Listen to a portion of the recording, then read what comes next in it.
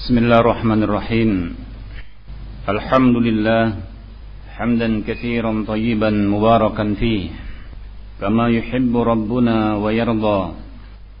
Wa asyhadu an la ilaha illallah wahdahu la syarika lah wa asyhadu anna Muhammadan abduhu wa rasuluh sallallahu alaihi wa ala alihi wa sallama tasliman katsira amma ba'd. Faya ikhwatal kiram, ahibatil kiram, rahimani wa rahimakumullah. Saudaraku rahimani wa rahimakumullah. Alhamdulillah, kita bersyukur kepada Allah Jalla wa Ala yang telah melimpahkan kepada kita semua berbagai macam kenikmatan, baik yang bersifat zahir maupun yang batin, sehingga sepantasnya bagi kita semua untuk saling ingat mengingatkan terhadap kenikmatan-kenikmatan Allah Subhanahu wa taala. Sebagaimana Allah Jalla wa Ala perintahkan, "Wadhkuru ni'matallahi 'alaikum." Ingatlah atas kenikmatan-kenikmatan yang Allah Jalla wa Ala karuniakan kepada kalian. Termasuk satu kenikmatan yang tidak bisa ditukar, dinilai dengan harta yang nilainya mungkin seisi dunia, adalah nikmatul Islam wa nikmatul iman. Kenikmatan tatkala seorang dilapangkan dadanya oleh Allah Jalla wa Ala menerima Islam dengan lapang. Demikian pula ditumbuhkan dalam qalbu manusia al-iman, di mana keimanan merupakan modal bagi setiap manusia. Keimanan merupakan satu karunia yang sangat luar biasa dari Allah Jalla wa Ala untuk membentengi dari berbagai macam penyakit-penyakit yang akan menimpa pada qalbu manusia. Ahibatil kiram rahimani wa rahimakumullah. Kita kenali bersama bahwa setiap jasad tentunya mengenali, disapa, terjangkit adanya satu penyakit. Apakah penyakit itu dikenali dari sisi penyakit luar yang bermakna penyakit jasad yang bersifat luar, pengobatan-pengobatan dan terapinya, apakah dengan cara ruqyah yang diistilahkan dengan cara seorang menjambi, ataukah dengan cara seorang menggunakan ramuan-ramuan yang bersifat tibbun nabawi, pengobatan cara Nabi, ataukah pengobatan-pengobatan yang bersifat tradisional, ataukah seorang menggunakan pengobatan-pengobatan di era baru sekarang ini dengan cara-cara yang canggih. Itu semua tentunya dikenali oleh semua pihak, baik yang jahil maupun yang alim. Hanya saja menemukan jenis obat seorang yang tahu berbeda dengan yang tidak tahu. Dan kebanyakan manusia mengira bahwa perhatian yang sangat, perhatian yang di situ membutuhkan kepada perhatian yang terus menerus adalah bagaimana seorang tidak terkena penyakit, tidak terjangkit suatu penyakit, bebas dari penyakit dari sisi jasad luar atau penyakit-penyakit yang bersifat jasadiyah. Mereka lupa bahwa di dalam tubuh setiap manusia itu ada sebuah mudghah yang dengan bahasa akrabnya ialah qalbu. Apakah seorang mungkin akan memaknai dengan istilah jantung ataukah dikatakan sebagai hati? Sedikit sekali seorang yang mengantisipasi, sedikit sekali seorang yang tanggap tatkala pada qalbu itu pun terasuki penyakit, terkena penyakit, dan sesungguhnya itu lebih bahaya. Pijakannya ialah hadis Rasul sallallahu alaihi wasallam mimma rawahul Bukhari wa Muslim, yang menjadi ukuran, yang menjadi barometer, yang menjadi tolak ukur dalam hal ini ialah apa yang disabdakan Rasulullah sallallahu alaihi wasallam. Hadis dari Nu'man ibn Bashir Abu Abdullah fi akhir al-hadis qala an-nabiy sallallahu alaihi wasallam ala inna fil jasadi mudghatan, ketahuilah dalam setiap jasad insan, setiap jasad manusia itu ada mudghah, ada segumpal daging. Idza saluhat saluhal jasadu kulluhu. Kalau kualitas qalbu itu bagus, bersih dari berbagai macam penyakit, terjaga dari berbagai macam penyakit-penyakit syubhat, keraguan, kebimbangan, dan berbagai macam penyakit-penyakit yang menimpa pada qalbu, dan yang ada ialah kebersihan berupa i'tiqad, keyakinan yang sahih billahi azza wa jal, kepada Allah jalla wa ala, akan punya andil besar, punya pengaruh yang besar. Idza saluhat saluhal jasadu kullu. Ternyata dampaknya akan membuat jasad seorang juga bagus. Bagus bukan bermakna kemudian seorang melihat bahwa jasadnya utuh. Karena kebagusan itu bukan diukur dari keutuhan jasad seseorang. Bagusnya penampilan dari luar jasad seseorang, dan tidak kurangnya atau tidak cederanya jasad seorang. Sekian banyak para ulama yang mereka dalam kondisi buta, itu merupakan keaiban, cacat, kekurangan. Namun ternyata dengan cacat itu mereka adalah menjadi orang-orang yang terdepan dalam masalah ilmu, mulia derajatnya, tinggi kedudukannya, baik di sisi manusia maupun di sisi Allah subhanahu wa ta'ala. Ahibbatul kiram rahimani wa rahimakumullah. Kemudian idza fasadat, namun kalau qalbu itu rusak, juga punya dampak yang nyata.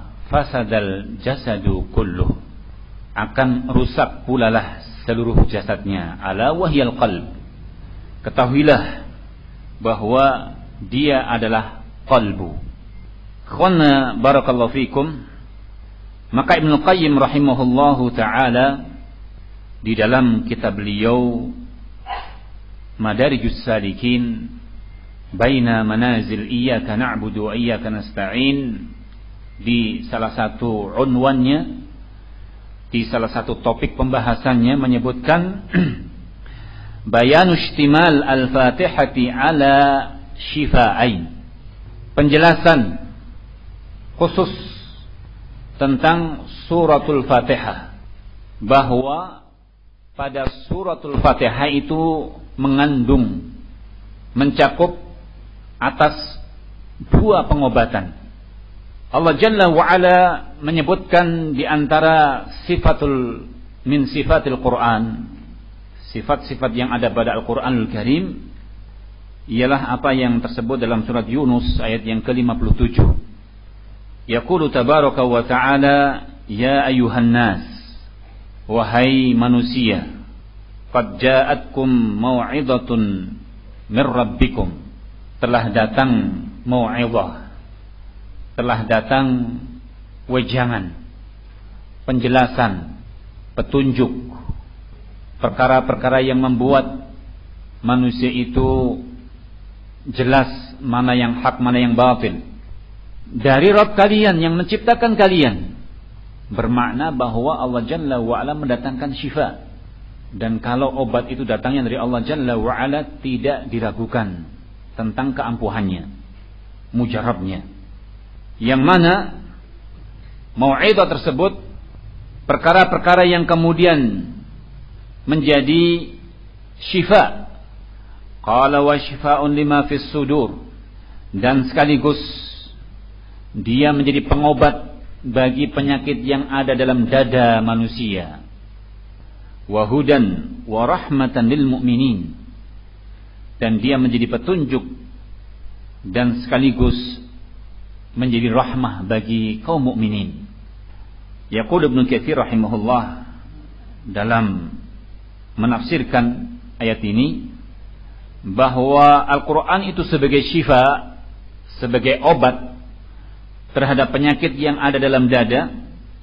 Yang dimaksud Penyakit dalam dada ialah minasyubah wasyukuk, dari berbagai macam kerancuan-kerancuan, berbagai macam syubhat yang dihembuskan oleh orang-orang yang punya penyakit dalam kalbunya, dan juga berbagai macam keraguan-keraguan yang masuk dalam kalbu manusia.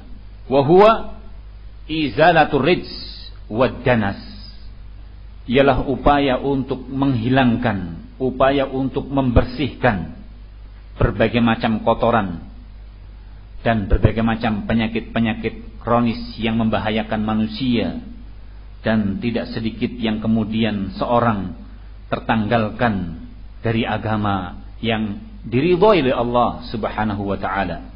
Kemudian berkata As-Sa'di rahimahullah, Asy-Syaikh As-Sa'di rahimahullah menyebutkan ketika menjelaskan tentang sifat-sifat Al-Qur'anul Karim, bahwa Al-Quran itu sebagai syifa lima fis sudur, obat terhadap penyakit yang ada dalam dada manusia.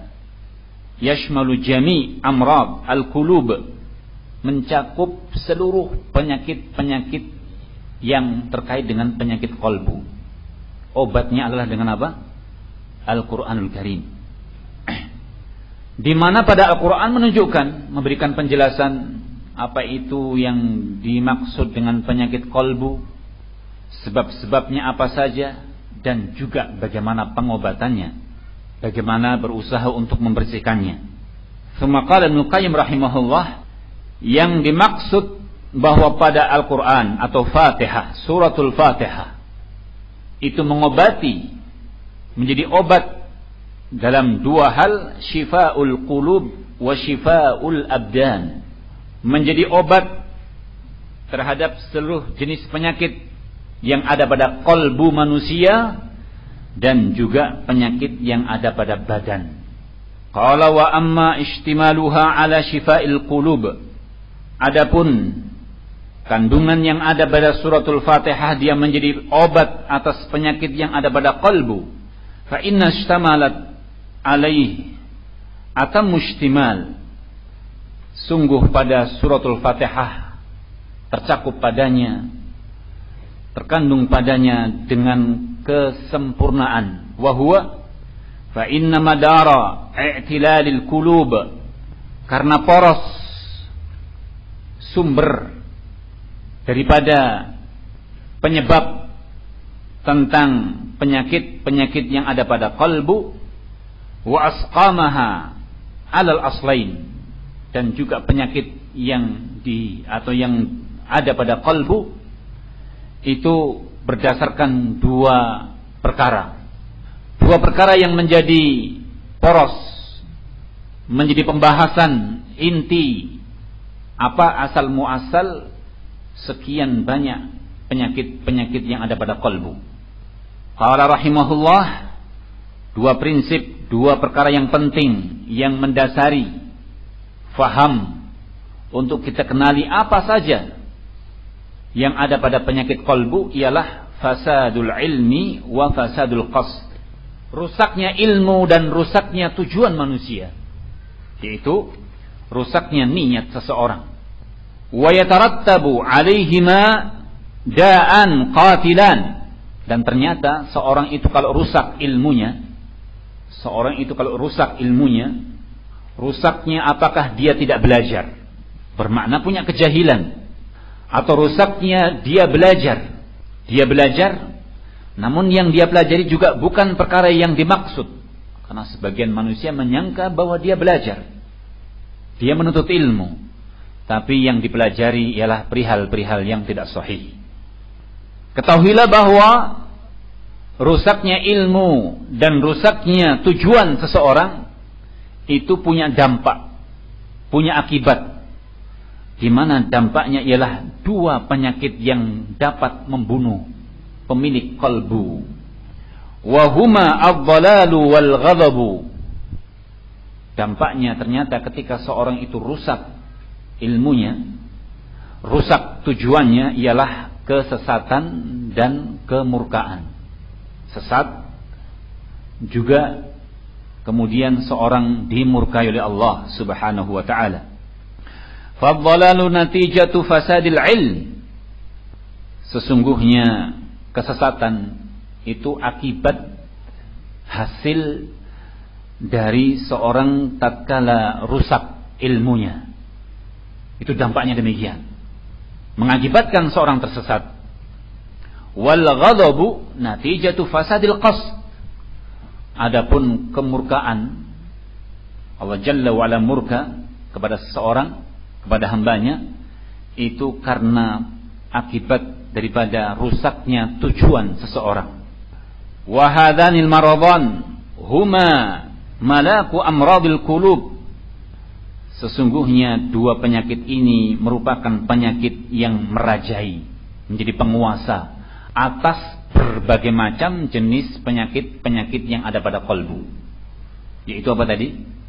Kesesatan dan kemurkaan. Inilah yang akan menguasai, yang menjadi rajanya atas berbagai macam jenis penyakit kalbu. Qala fa hidayatus siratal mustaqim tatadamman shifaa min maradil dhalal. Maka tatkala seorang meminta petunjuk kepada Allah, ihdinas siratal mustaqim, dan ketika seorang diberi petunjuk oleh Allah Jalla wa Ala kepada jalan yang lurus, maka sungguh siratal mustaqim, ilmu yang benar diamalkan dengan sesuai, mencocoki atas ilmu tadi, di atas bimbingan yang betul pula.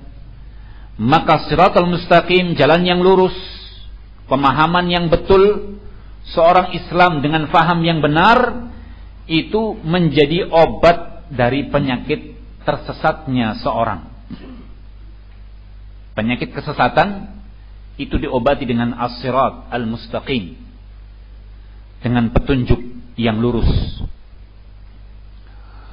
Walidzalika kana su'alu hadhihi al-hidayah. Oleh sebab itu, doa seorang tatkala senantiasa meminta petunjuk kepada Allah Jalla wa Ala, afradu du'a ala kulli 'abd wa aujabahu alaihi kulla yawm wa lailah.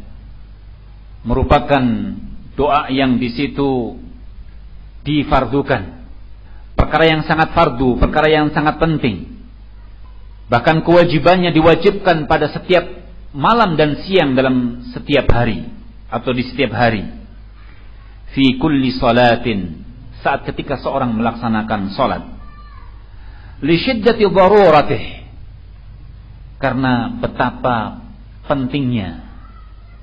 Demikian pula wafaqatuhu ilal hidayatil matlubah, dan perlunya seorang untuk mendapatkan hidayah yang dicari tadi, yaitu supaya seorang terselamatkan, terbebaskan dari kesesatan. Wala yaqumu ghairu hadza as-su'al maqamah. Dan sungguh doa yang termaktub dalam suratul Fatihah, tidak ada doa lain yang bisa mengganti posisinya. Ikhwanna barakallahu fikum. Kemudian at-tahaqquq, perwujudan, realisasi, seorang mewujudkan dengan perwujudan yang benar, mengaplikasikan kalimat iyyaka na'budu wa iyyaka nasta'in, hanya kepadamu ya Allah kami beribadah, dan hanya kepadamu ya Allah kami meminta tolong, ilman wa ma'rifatan, secara ilmu dia faham. Demikian juga dia mengenali dengan pengenalan yang betul. Wa amalan wa halan, dan dia pun mengamalkan. Keadaan pun juga menerjemahkan demikian. Yatadhamman shifaa min maradi fasadil qalbi wal qasd. Dan ayat yang tersebut pada suratul Fatihah, iyyaka na'budu wa iyyaka nasta'in, itu menjadi obat. Menjadi obat atas penyakit rusaknya qalbu, rusaknya tujuan seseorang. Qala fa inna fasadal qalb atau fasadal qasd yata'allaqu bil ghayati wal wasail. Kemudian beliau menekankan, ketahuilah bahwa rusaknya tujuan seseorang, rusaknya niat seorang itu ada kaitannya dengan perkara tujuan manusia itu sendiri, dan juga wasail, perantara-perantara yang dijadikan oleh manusia tatkala beribadah kepada Allah Subhanahu wa taala. Faman talaba ghayat munqati'ah, barang siapa yang dia itu mencari tujuan yang terputus, tujuannya tidak sampai kepada Allah Subhanahu wa taala, wa tawassala ilaiha bi anwa'il wasail, dan ternyata seorang menggunakan berbagai macam wasilah, perantara-perantara yang dianggap wasail tadi al-musilah ilaiha, bisa mengantarkan seorang mendekatkan diri kepada Allah. Qala killa nau'ai, sesungguhnya kedua jenis tadi qasduhu fasidan, tujuan yang dia lakukan sebuah tujuan yang rusak. Wa hadha sya'nu kulli man kana ghayata matlubihi ghairallah, dan ini semua terjadi pada setiap orang. Keadaannya apabila dia beribadah kepada Allah, tujuan yang dia cari itu kepada selain Allah Subhanahu wa ta'ala. Contohnya ialah minal musyrikin. Orang-orang musyrikin banyak yang mereka itu secara penampilan luar juga melakukan ibadah, berpura-pura beribadah kepada Allah. Orang-orang musyrikin yang menyekutukan Allah, beribadah kepada Allah juga beribadah kepada selain Allah Subhanahu wa ta'ala. Demikian pula mubtaghi asyahwat, orang-orang yang tujuan ibadahnya hanya mencari kepuasan syahwatnya, di mana keduanya alladzina la ghayata lahum wara'aha, sesungguhnya tujuan mereka dalam beribadah itu tidaklah punya tujuan di belakangnya. Wa ashabu riyasat al-muttabi'ina liiqamati riyasatihim, juga orang-orang yang mereka itu ambisi dengan kedudukan, berambisi supaya punya jabatan, ambisi kalau tidak berpolitik bukan seorang muslim yang nampak perjuangannya. Semua itu sesungguhnya tujuannya ialah mencari kedudukan, mencari jabatan. Mereka menghendaki supaya jabatan-jabatan itu bisa mereka tempati. Bi ayyi tariqin kana min haqqin aw batilin. Tapi sayang, semua yang mereka kehendaki, kedudukan yang mereka inginkan tadi, berbagai macam cara pun mereka tempuh, apakah dengan cara yang benar ataukah dengan cara yang batil. Apakah dengan cara yang benar ataukah cara yang batil. Itulah orang-orang yang nampak sekilas itu tokoh-tokoh agama yang memperjuangkan agamanya, tapi tujuannya apa? Hanya sekedar ingin menggapai jabatan, kedudukan. Nampak sebagai seorang yang Masya Allah siang dan malam berjuang di atas agama, tapi semua itu hanya menginginkan sebuah jabatan dan kedudukan. Maka dia tidak melihat untuk mencapai semua itu apakah cara yang ditempuh itu betul ataukah salah, keliru ataukah benar, mereka tidak melihatnya. Fa idza ja'al haqq mu'aridan fi tariqi riyasatihim tahanuhu wa dasuhu bi arjulihim. Tatkala datang kebenaran, al-haq itu mengingatkan bahwa yang Anda tempuh itu perkara yang tidak betul. Namun yang mereka cari ialah bagaimana tujuan tadi, kedudukan yang ingin dia capai. Maka kebenaran-kebenaran yang datang kepadanya itu pun mereka injak-injak, mereka rendahkan, mereka hindarkan, mereka berpaling dari al-haq. Fa in ajazu an dzalik dafa'uhu daf'as sa'il. Kalau dia dengan al-haq tadi, kebenaran tadi yang sesungguhnya menjadi pengingat, yang sesungguhnya menjadi pengendali, Anda sudah kelewatan. Anda tidak betul caranya, tapi justru berpaling. Dia hinakan, dia rendahkan. Kalau dia tidak mampu melakukan yang seperti itu, jatuh kepada tingkat sikap berikutnya. Dia tolak dengan penolakan yang kasar, dengan cara-cara yang tidak betul. Fa in ajazu an dzalik habasu fit tariq. Kalau kemudian posisinya berusaha untuk dimatikan, berusaha untuk direndahkan, dia tidak ada kemampuan, ditolak pun juga tidak ada kemampuan, maka dia pun melakukan proses berikutnya, yaitu bagaimana berusaha dia tutup agar kebenaran tadi jangan sampai muncul. Wahadu anhu ila tariqin ukhra.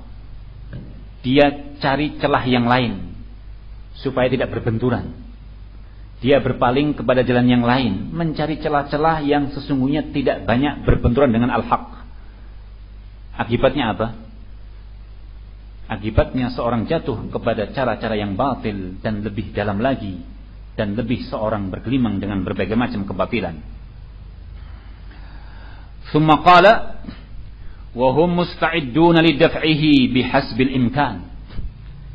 Maka berbagai macam kebenaran yang nyata, yang jelas, mereka pun berusaha untuk menolaknya dengan berbagai macam upaya sebatas kemampuannya.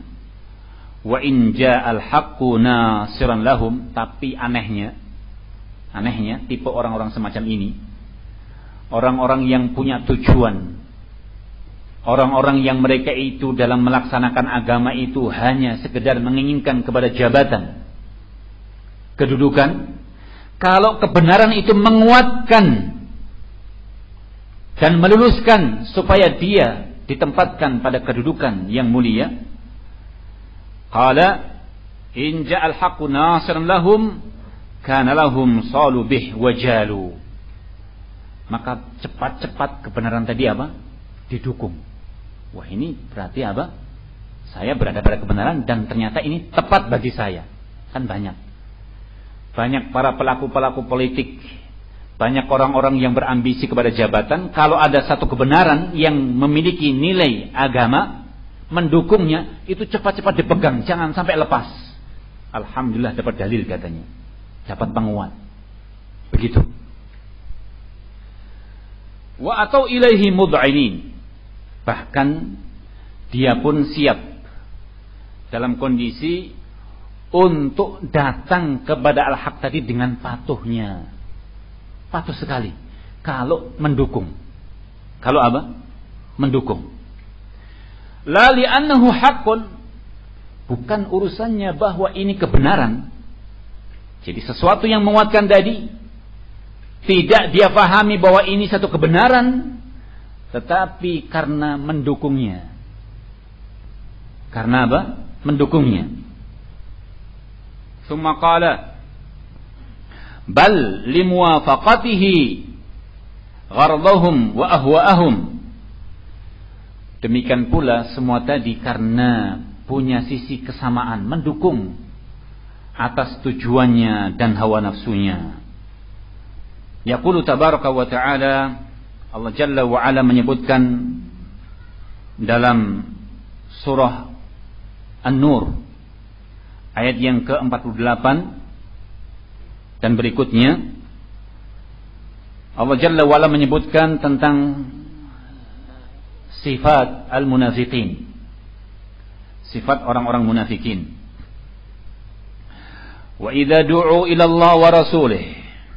Mereka itu kalau diseru, dipanggil, diajak untuk mendengarkan penuturan perkara-perkara yang terkait dengan qala Allah wa qala Rasul, keputusan-keputusan yang ditetapkan Allah dan Rasulnya, liyahkuma bainahum, untuk memutuskan perkara yang terjadi pada mereka. Idza fariqum minhum mu'ridun. Ternyata sebagian mereka kalau diputuskan, mari putusan ini kita bawakan kepada kitabullah dan sunnah Rasul. Sebagian mereka berpaling. Wa iyyakum lahum al-haq. Dan kalau ada keputusan yang mendukung, kebenaran yang menguatkan, ya'tuna ilaihi mud'inin. Mereka pun bersegera dan tunduk patuh kepada yang diputuskan tadi, dalam kondisi datang kepada Rasulullah sallallahu alaihi wasallam dengan kepatuhan. Afi qulubihim maradun? Apakah pada kalbu mereka itu ada penyakit? Amir tabu? Ataukah pada kalbu mereka itu ada keraguan? Am yakhafuna ayyahifallah alaihim wa rasuluh? Ataukah mereka khawatir jika Allah Jalla wa Ala dan Rasulnya berlaku tidak adil, bermakna Allah dan Rasulnya berbuat zalim? Bal ulaika humuz zalimun. Ketahuilah sesungguhnya mereka lah yang berbuat zalim. Ini tipikal orang-orang yang mereka itu punya penyakit pada kalbunya, rusak tujuannya. Berbagai macam perkara-perkara yang sesungguhnya diinginkan untuk mencapai tujuan, dan itu untuk selain Allah, dan apabila ada sesuatu yang mendukung, mereka gunakan, dan bukan sesungguhnya mengiyakan kebenaran tadi, mendukung kebenaran tadi, tetapi hanya karena sebab kebenaran tadi mendukungnya. Qala wal maqsud anna qasda haula fasidun fi ghayatihim wa wasailihim. Dan maksud daripada penjelasan tadi, Ibnu Qayyim rahimahullah menjelaskan bahwa tujuan mereka adalah tujuan yang rusak, dan perantara-perantara yang mereka jadikan perantara pun juga perkara yang rusak pula. Kemudian beliau rahimahullah menyebutkan, qala wa kadzalik man talaba al-ghayata al-ulya wa matlab al-asma lakin lan yatawassal ilayhi bil wasilah al-musilah lahu wa ilaih. Kemudian seorang yang punya tujuan, sesungguhnya tujuannya tinggi, harapannya besar. Kadang seorang menamakan untuk beribadah kepada Allah, namun kadang mereka menggunakan berbagai macam wasilah, tetapi wasilah tadi tidak menghantarkan untuknya dan kepada Allah Jalla wa Ala.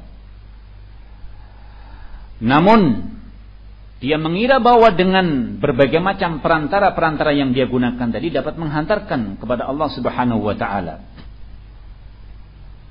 Maka wahiyya min a'dhamil qawati' anhu. Inilah salah satu perkara yang perlu diantisipasi, diwaspadai oleh seorang.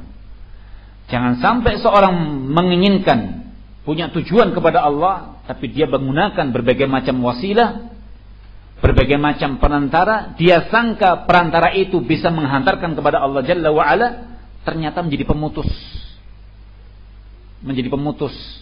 Maka sesungguhnya hal ini merupakan pemutus yang paling besar bagi seorang, karena banyak yang tidak sadar.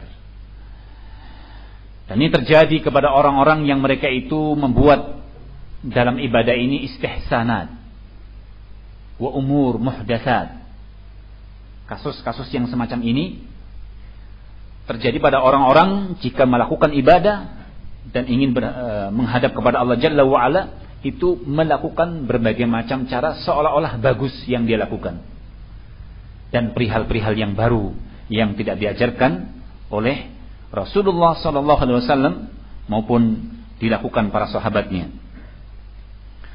Summa qala fa inna hadza ad-dawa'a murakkabun min sittati ajza. Ternyata penyakit tadi obatnya dan diobati dengan 6 tahapan. Penyakit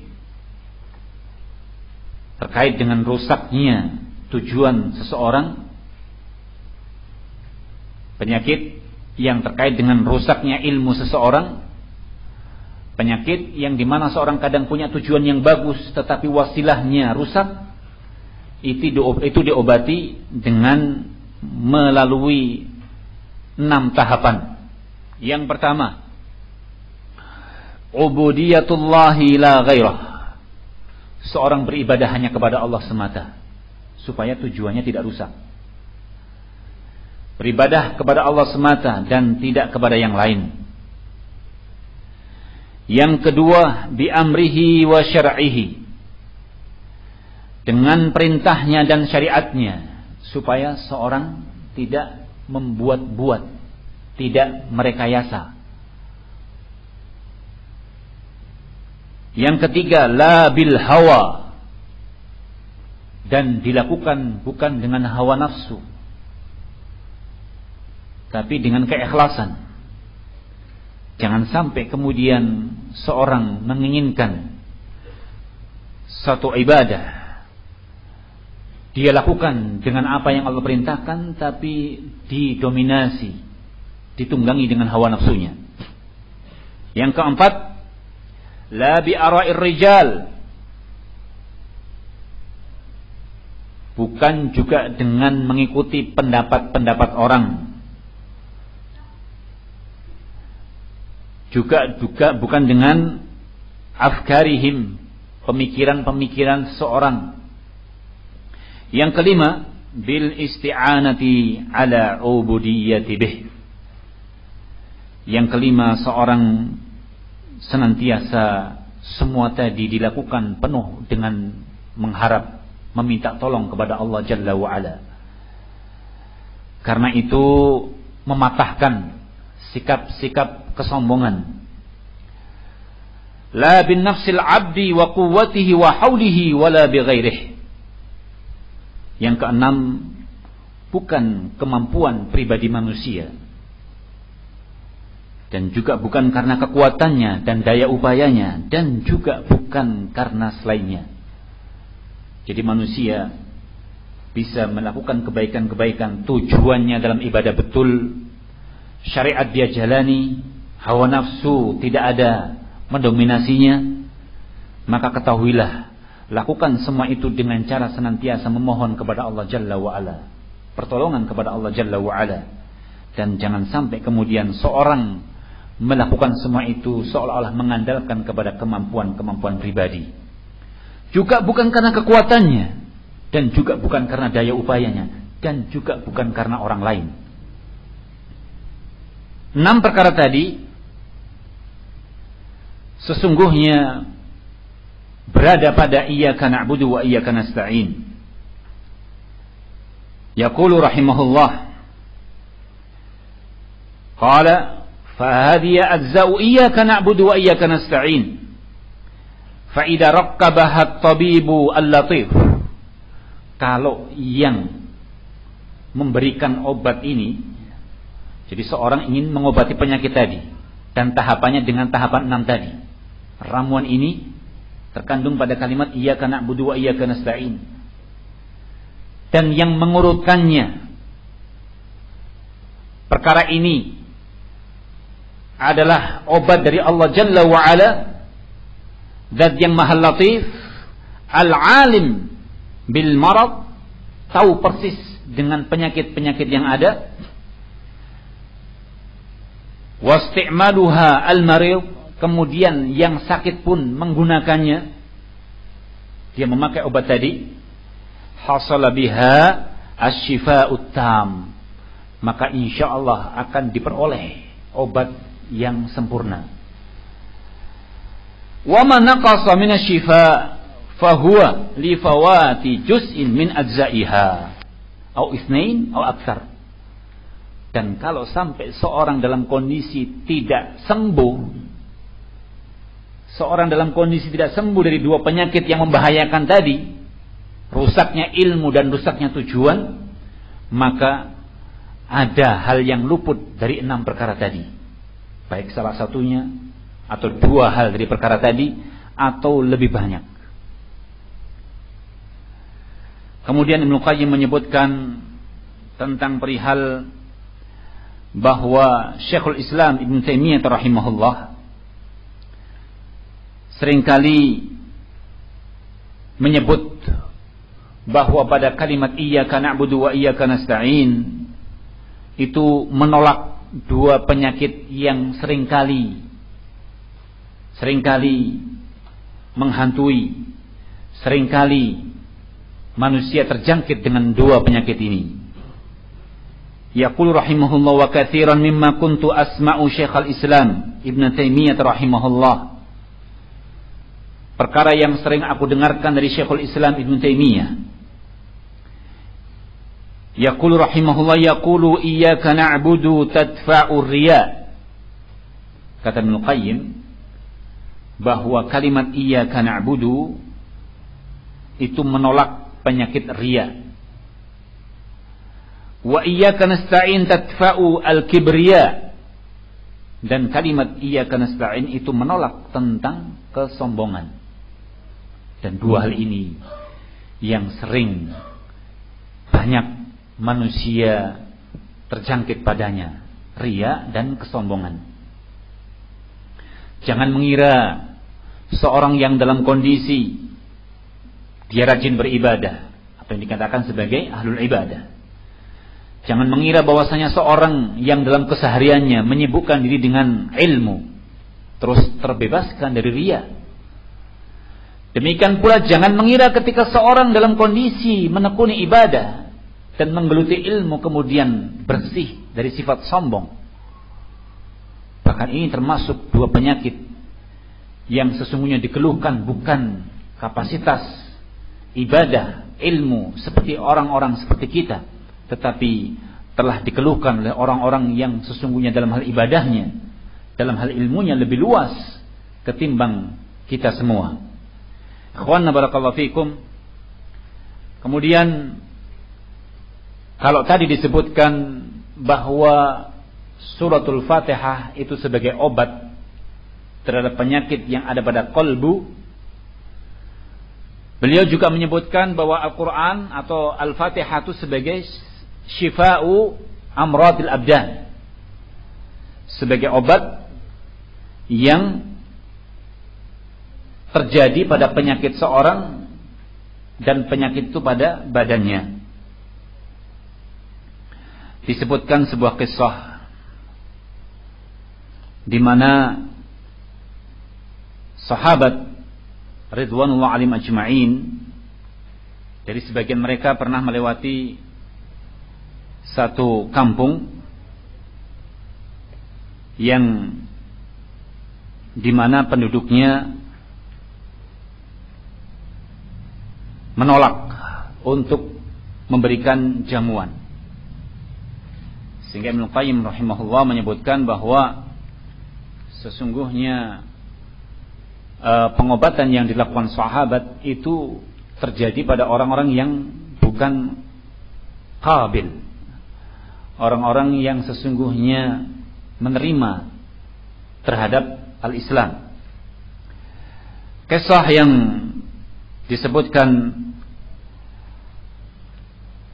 pada sebuah riwayat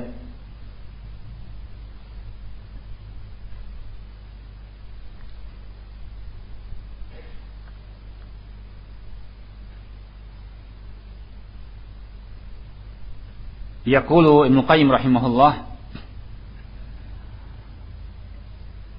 amma ma dallat alaihi sunnah, tentang ma tadamman syifa'ul abdan, tentang kandungan yang ada pada suratul Fatihah sebagai obat yang ada pada badan manusia. Adapun apa yang ditunjukkan dalam sunnah, fa fis sahih min hadithi Abil Mutawakkil An-Naji an Abi Sa'id Al-Khudri, dari Abu Sa'id Al-Khudri, anna unasan min ashabin Nabi sallallahu alaihi wasallam marru bihayyin min al-Arab. Jadi beberapa sahabat itu melewati satu perkampungan dari perkampungan Arab. Kemudian walam yudayyifu, mereka tidak dijamu. Tidak dijamu. Faludhiqa Sayyidul Hayy, ternyata pemuka kampung itu tersengat binatang yang berbisa. Fa'atauhum faqalu hal indakum min ruqyah aw hal fiikum min raqin.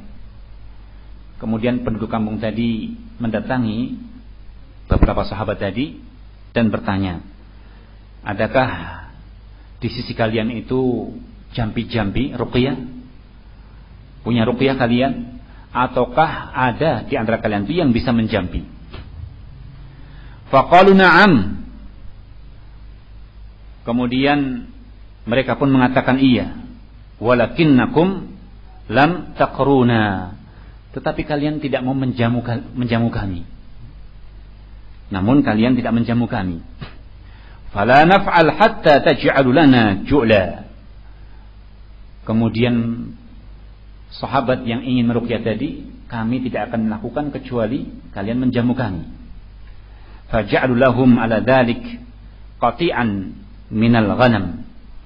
Maka disembelihkan kambing dan diberikan daging untuk menjamu para sahabat tadi. Ila akhir kisah, dan diberitakan kepada Rasulullah sallallahu alaihi wasallam sampai beliau pun mengatakan mayudrik annahar ruqyah. Bagaimana kalau kalian faham bahwa pada suratul Fatihah tadi ada perkara yang bisa dipakai untuk mengobati. Yang kemudian sembuhlah. Kemudian pembahasan dengan panjang lebar Ibnu Qayyim menyebutkan bahwa di sana ada hewan-hewan yang Allah Jalla wa Ala ciptakan, dan tabiat hewan-hewan yang beracun, yang menyengat, itu tabiatnya panas, yang seringkali membuat tubuh manusia menjadi panas ketika tersengat binatang berbisa. Kemudian yang kedua, dia punya bisa, punya racun. Yang berikutnya disebutkan oleh beliau pula memiliki tabiat bahwa dia merupakan hewan yang saat dalam kondisi menyengat itu karena kemarahannya. Maka tatkala disebutkan bahwa suratul Fatihah padanya ada bentuk-bentuk isbat uluhiyah, isbat asma'illah wa sifatih, demikian pula tawakalnya seseorang mendinginkan. Dengan itulah berfungsi, dengan itulah bermanfaat. Karena pengobatan atas satu penyakit itu bididdih. Mengobati penyakit itu dikatakan dengan lawannya. Sesuatu yang panas, sesuatu yang penuh dengan kemarahan, itu diobati dengan apa? Sesuatu yang dingin dan sesuatu yang dibutuhkan dengan ketenangan. Dan kandungan yang ada pada suratul Fatihah itu terkandung padanya. Berbeda dengan cara ketika seorang dalam kondisi dia telah beristiqomah, maka pengobatannya dengan cara menjaganya. Tapi kalau seorang mengobati penyakit, maka dengan cara seorang mengobati dengan lawannya. Dan suratul Fatihah terkandung padanya beberapa sanggahan, bantahan terhadap beberapa ta'ifah ad-dhullal, ta'ifah yang tersesat, apakah dari kalangan Jahmiyah, Murji'ah, Mu'tazilah, Sufiyah, demikian pula Khawarij, demikian pula dari kalangan orang-orang mungkiru nubuwatin Nabi, para pengingkar Nabi, demikian pula Rafidhah.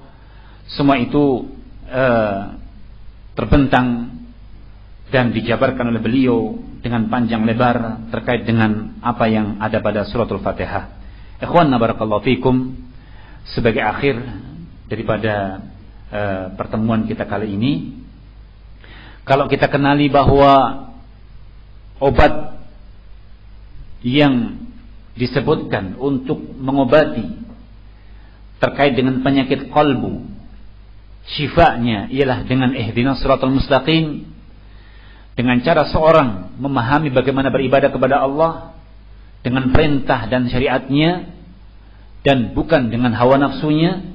Tentunya semua itu mendorong bagi kita untuk tafaqquh fid din, untuk tafaqquh fid din, mempelajari agama dan mencari kepada sumbernya, dan mudah-mudahan Allah Jalla wa Ala memberikan taufik kepada kita semua, sehingga perkara yang tidak kalah penting dalam hal ini ialah seseorang untuk beristiqamah, seorang untuk beristiqamah di atas al-haq. Dan perkara ini satu perkara yang dikatakan Imam Nawawi, sesungguhnya istiqamah itu perkara yang pada sebagian ulama mengatakan hanya mampu dilakukan oleh akabir, hanya mampu dilakukan oleh orang-orang yang dalam posisi orang-orang tertentu, beristiqamah di atas al-haq. Sekian banyak seorang mengenali al-haq, sekian banyak seorang memahami tentang kebenaran, dan betapa cepatnya seorang dalam kondisi tersungkur dan terjatuh dalam kesesatan. Maka sebuah hadis yang dimana Rasulullah Sallallahu Alaihi Wasallam ketika ditanya tentang dullani ala syai'in la as'alu ghairak, ya Rasulullah, tunjukkan kepadaku satu perkara yang aku tidak akan bertanya kepadamu dan tidak akan bertanya kepada selainmu, tidak akan bertanya kepada selainmu kecuali kepadamu. Maka beliau mengatakan, amantu billah tsumma istaqim. Amanta billah tsumma istaqim, berimanlah kepada Allah kemudian beristiqamahlah.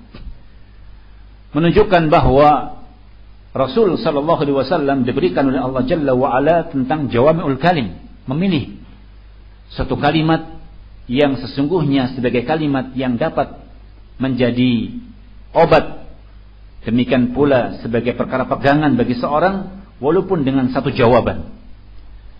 Demikian pula jawaban Rasulullah sallallahu alaihi wasallam, jawaban Rasulullah sallallahu alaihi wasallam sebagai perkara yang di situ beliau menginginkan bahwa seseorang manakala diberikan oleh Allah Jalla wa Ala satu kebaikan, diberikan oleh Allah Jalla wa Ala petunjuk, maka janganlah kemudian berusaha melakukan satu amalan-amalan yang dapat membuat kebaikan-kebaikan tadi akan sirna darinya, sehingga diperintahkan untuk menjaganya, diperintahkan untuk senantiasa beristiqamah, yaitu as-sabat alal haq, seorang menetapi di atas kebenaran. Ikhwanna barakallahu fikum, beberapa hal yang telah kita sampaikan mudah-mudahan menjadi penggugah bagi kita bahwa sekian banyak penyakit-penyakit yang sesungguhnya seringkali kita lebih atau terkadang kita lebih tanggap dan segera mengobati yang sifatnya penyakit badan, namun tatkala di sana terdapat penyakit-penyakit yang sifatnya menjangkit pada kalbu manusia, jarang seorang kemudian mengakui bahwa itu sebagai penyakit, dan sedikit pula yang kemudian mereka itu mencari obatnya. Oleh karena itu Al-Imam Nawawi rahimahullah ketika menyebutkan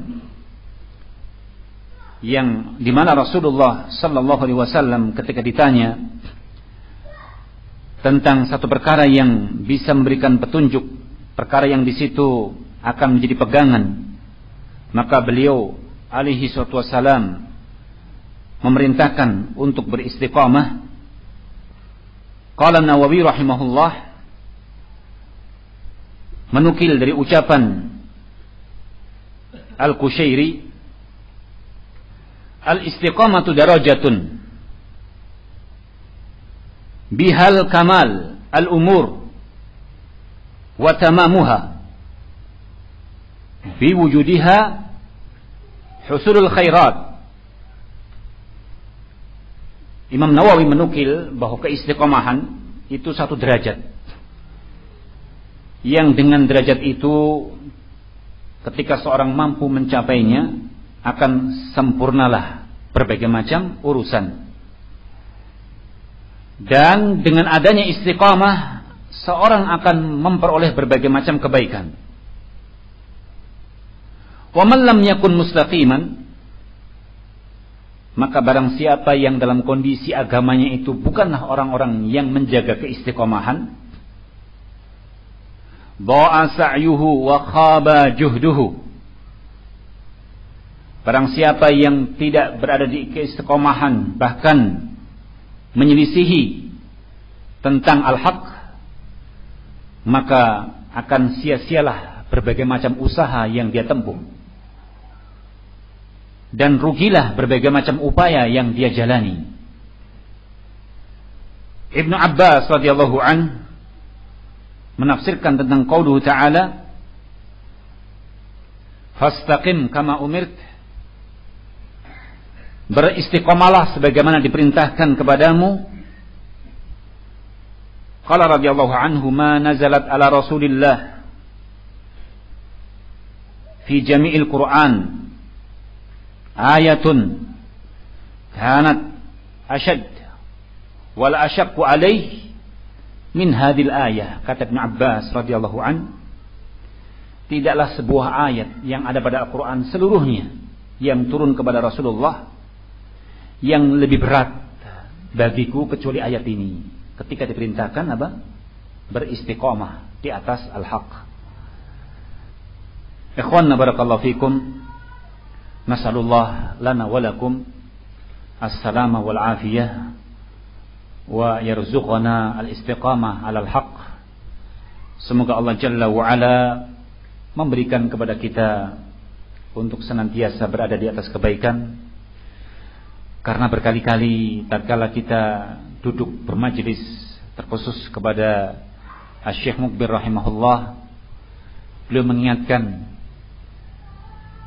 janganlah kemudian dengan berbagai macam kenikmatan, yaitu seorang dimudahkan mengenali sunnah, dimudahkan untuk kemudian mempelajari ilmu dengan baik, mengenal mana al-haq, mana yang batil, semua itu dalam posisi seorang terkecoh, menganggap bahwa perkara-perkara yang dia jalani itu sebagai penjaga dia yang tidak mungkin akan tersesat.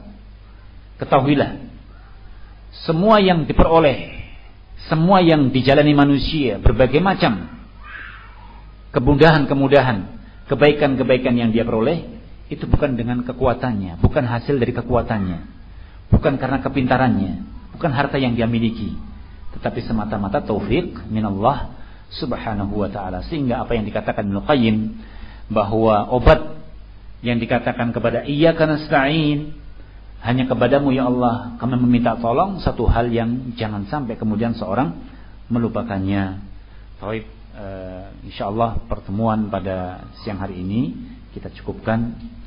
Mudah-mudahan apa yang telah kita sampaikan memberi manfaat kepada kita semua, dan mudah-mudahan Allah Jalla wa Ala memberikan kepada kita hidayah, taufiq, ats-tsabat, hingga Allah Jalla wa Ala menghendaki kepada kita, yaitu masing-masing dijemput ajalnya. Kita cukupkan. Subhanakallahumma wa bihamdika, asyhadu an la ilaha illa anta, astaghfiruka wa atubu ilaik. Wa sallallahu ala nabiyyina Muhammad wa ala alihi wa sahbihi wasallam, walhamdulillahirabbil alamin.